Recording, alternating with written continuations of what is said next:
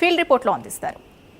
ముందుగా పర్యాటక శాఖపై ముఖ్యమంత్రి రేవంత్ రెడ్డి సమీక్ష నిర్వహించారు. ఈ సమీక్షలో పర్యాటక అభివృద్ధి, ఎకో టూరిజం ప్రాజెక్టులు, అర్బన్ ఫారెస్ట్, హెరిటేజ్ అభివృద్ధి వంటి అంశాలపై ముమ్మరంగా చర్చ జరిగింది. ఈ సందర్భంగా సీఎం రేవంత్ రెడ్డి పలు కీలక సూచనలు చేశారు. తారామతి, బారామతి ప్రాంతాన్ని మరింత అభివృద్ధి చేసి టూరిజం హబ్ గా తీర్చిదిద్దాలని ఆదేశించారు. అలాగే దుర్గం చెరువును పూర్తి స్థాయి పర్యాటక కేంద్రంగా అభివృద్ధి చేయాలని సూచించారు. మంజీరా, దిల్కుషా గెస్ట్ హౌస్లను ఆధునీకరించాల్సిందిగా సూచించిన సీఎం వికారాబాద్ ని టూరిజం హబ్ డెవలప్మెంట్ పథకం కింద అభివృద్ధి చేయాలని పేర్కొన్నారు. వికారాబాద్లోని వీరభద్రస్వామి దేవాలయాన్ని యాదాద్రి తరహాలో అభివృద్ధి చేయాలని, అందుకు ప్రత్యేక కమిటీ ఏర్పాటు చేయాలని సీఎం ఆదేశించారు. అటవీ శాఖ పరిధిలోని భూముల్ని పర్యాటక శాఖతో కలిసి ఎకో టూరిజంగా అభివృద్ధి చేయాలని సూచించారు. అలాగే నగరంలో గుర్రంగూడ ఎకో పార్క్ తరహాలో మరిన్ని ఎకో పార్క్లను ఏర్పాటు చేయాలని అన్నారు. ఫ్యూచర్ సిటీ పరిధిలోని అటవీ భూముల్ని అంతర్జాతీయ స్థాయిలో అర్బన్ ఫారెస్ట్ గా తీర్చిదిద్దాలని సీఎం స్పష్టం చేశారు. ఈ ప్రాజెక్టుల కోసం ప్రత్యేక అధికారిని నియమించి పనుల్ని వేగవంతం చేయాలని ఆదేశించారు. పురాణా పూల్, హెరిటేజ్ బ్రిడ్జ్లను పర్యాటక కేంద్రాలుగా అభివృద్ధి చేసి అవసరమైతే ట్రాఫిక్ మార్గాన్ని మళ్లించి పర్యాటకులకు అనువుగా ఏర్పాట్లు చేయాలని సూచించారు. అలాగే డిసెంబర్లో నిర్వహించనున్న గ్లోబల్ ఇన్వెస్ట్మెంట్ సమ్మిట్ పై ఇప్పటి నుంచే కసరత్తు ప్రారంభించాలని, శాఖల మధ్య సమన్వయం కోసం ప్రత్యేక కమిటీలు ఏర్పాటు చేయాలని సీఎం ఆదేశించారు. ఇక మరింత సమాచారం మా కరెస్పాండెంట్ అజీమ్ అందిస్తారు. అజీమ్,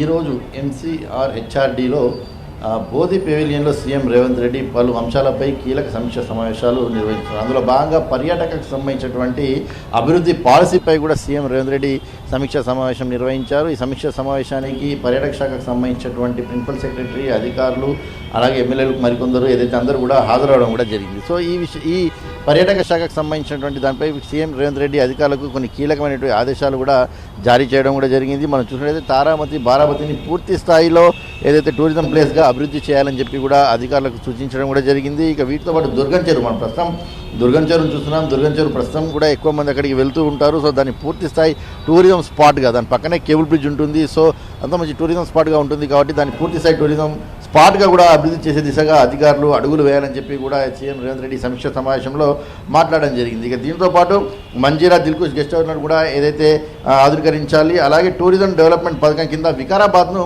అభివృద్ధి చేయాలని చెప్పి కూడా సీఎం రేవంత్ రెడ్డి ఈ సమీక్ష సమావేశంలో సూచించారు. అక్కడ ఉన్నటువంటి వీరభద్రస్వామి దేవాలయాన్ని అభివృద్ధి చేయాలి. అలాగే ఈ వీరభద్రస్వామి దేవాలయాన్ని ప్రస్తుతం ఎలాగైతే యాదగిరిగుట్ట ట్రస్ట్ బోర్డు ఏర్పాటు చేశారో అలాగే ఒక ట్రస్ట్ బోర్డు కమిటీని కూడా ఏర్పాటు చేసే విధంగా చర్యలు తీసుకోవాలని చెప్పి కూడా సీఎం రేవంత్ రెడ్డి అధికారులకు సూచించడం జరిగింది. ఇక దీంతోపాటు ఏదైతే క్యూర్ పరిధిలో ఉన్న అటవీ శాఖ భూములకు సంబంధించినటువంటి విషయంలో కూడా పర్యాటక శాఖతో కలిసి ఎకో టూరిజంగా అభివృద్ధి చేయాలని చెప్పి కూడా అధికారులకు దిశానిర్దేశం చేశారు. గుర్రం గూడ ఎకో పార్క్ తరహాలోనే నగరంలో మరిన్ని ఎకో పార్కులు తీసుకురావాలని చెప్పి కూడా సీఎం రేవంత్ రెడ్డి అధికారులను సూచించినటువంటి పరిస్థితి మనకు కనిపిస్తుంది. ఇక వీటితో పాటు ప్రధానంగా ఈ డిసెంబర్లో ఏదైతే గ్లోబల్ సమ్మిట్ ఇన్వెస్ట్మెంట్ కోసం ఏదైతే సమావేశం నిర్వహించాలని ప్రభుత్వం భావిస్తుంది. సో దీనికి సంబంధించిన కసరత్తు ప్రారంభించాలి. దీనికి సంబంధించినటువంటి సమన్వయం లోపం లేకుండా అధికారులందరూ కూడా కలిసికట్టుగా చూడాలి. ఎందుకంటే విదేశాల నుంచి పెద్ద ఎత్తున ఇండస్ట్రీకి సంబంధించిన వాళ్ళు వస్తూ ఉంటారు కాబట్టి ఇది కూడా పర్యాటకానికి ఎంతో కొంత అభివృద్ధి పడుతుంది కాబట్టి, తోడ్పడుతుంది కాబట్టి సో ఈ గ్లోబల్ సమ్మిట్ పైన కూడా అధికారులు కసరత్తు మొదలు పెట్టాలి. అన్ని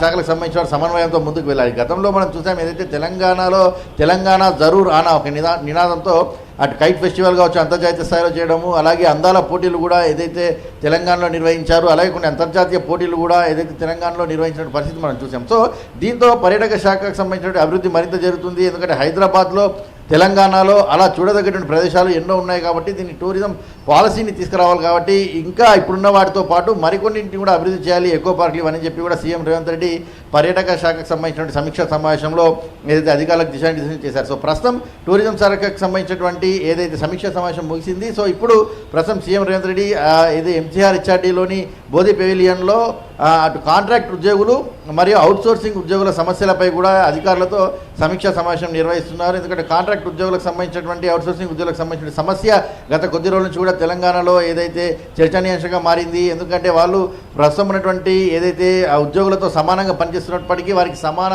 వేతనాలు ఇవ్వడం లేదు. EPS కావచ్చు, ESH కావచ్చు, ఇలాంటి PF కావచ్చు, ఇలాంటి ఏవి కూడా వారికి పూర్తి స్థాయిలో కూడా గ్రాట్యుటీ కాబట్టి ఏమీ కూడా అందడం లేదు. సో అంటే చాలా రోజుల నుంచి కూడా ఏదైతే పనిచేస్తున్నటువంటి కాంట్రాక్ట్ ఉద్యోగులు, అవుట్సోర్సింగ్ ఉద్యోగులకు సంబంధించిన విషయంలో కూడా ఉద్యోగ భద్రత కూడా లేదు.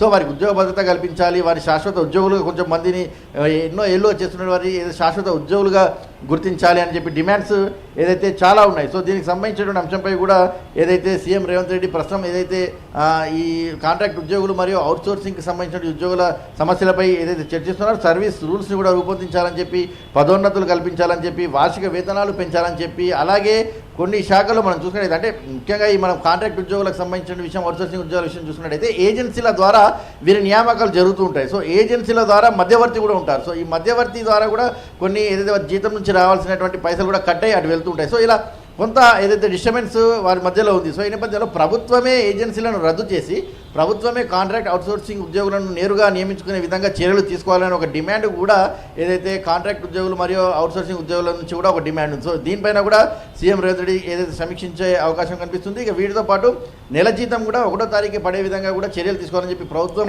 ఆల్రెడీ ఇప్పటికే భావించింది. సో దీనికి సంబంధించిన నేపథ్యంలో ఎలా ఉండబోతుంది, దానికి సంబంధించి ఎలా చేయొచ్చు అనే దానిపైన కూడా సీఎం రేవంత్ రెడ్డి ఈ సమీక్షా సమావేశంలో చర్చించి ఒక కీలక నిర్ణయం తీసుకోబోతున్నట్టు కూడా మనకు తెలుస్తుంది. సింధు.